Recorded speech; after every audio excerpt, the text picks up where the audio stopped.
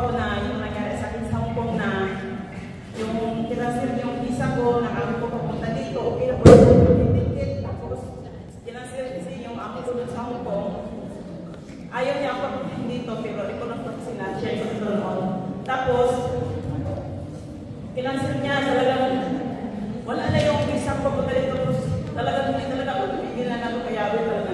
Kung gusto kaluwan talaga niya na makapunta ko dito, lahat ng ginawa ko, tapos yung mga kasistiran doon sa site ko, nag-pervert sila sa akin kasi parang nakikita na ako kasi tapos ako tapos ako magbili kalan ko, tapos yung pagpunta na lang pag-itigil, tapos yung naman noon, tapos nung one time, bigyan ako ng chance talaga ni Lord na papunta ko doon sa Canada kasi Hong Kong.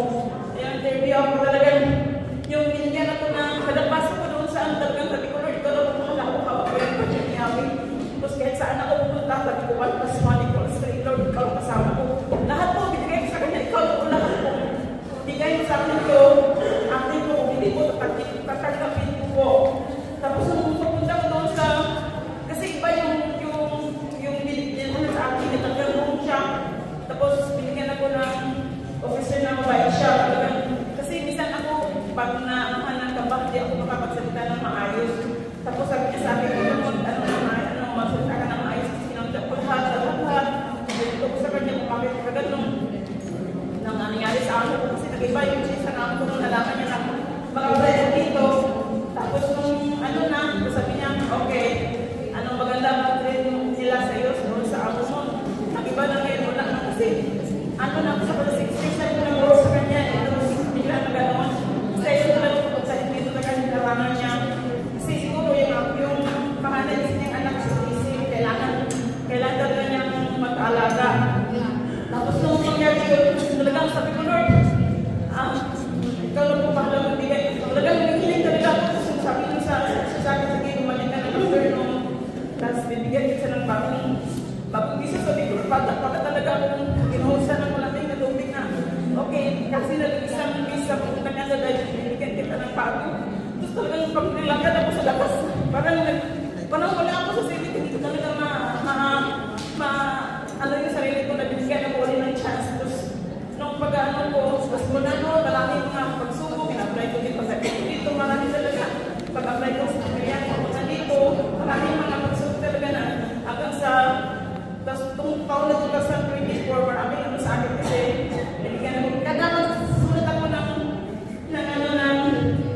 very ko sabi ko, Lord, every year din talaga ito, patang ako na sana, itong year na ko, dadagin na yung family ko, tapos, yun, binigay niya sa akin na kasama ko sila ng 50th birthday ko, kasama ko sila, na binigay ni Lord, tapos nung 20th wedding anniversary din namin, ganyan, kaya sabi ko, Lord, wala talaga, kaya sabi ko sa very ko, kahit matagal ko, basta makapasok sa dito, Lord, antayin ko kahit kailan, antayin ko talaga bigay mo anong bigay mo sa akin, magawin ko lahat, tapos yun, nangyari, tapos, yung isa lang ano ko na, hindi ko sabi sa akin, yung sister ko yun, kung talagang yung mga tao na may ginawa si Yahweh sa Tera, imposible talaga. Hindi mawawala dito kahit anong mangyari. Kahit pa yung asawa mo talagang, hindi ka talaga kaya sa Tera. Kasi siya yung talagang